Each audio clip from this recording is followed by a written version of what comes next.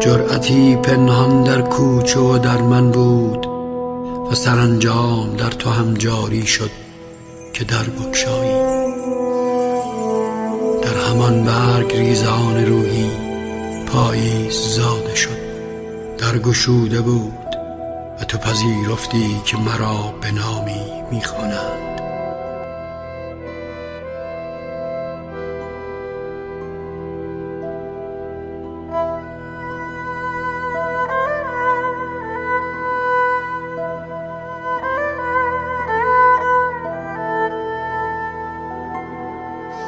ما در همان فصل‌های دخترانه با دیگران که روستاخواه بودند، ماهیان را به فریب شفافیت آب قتل عام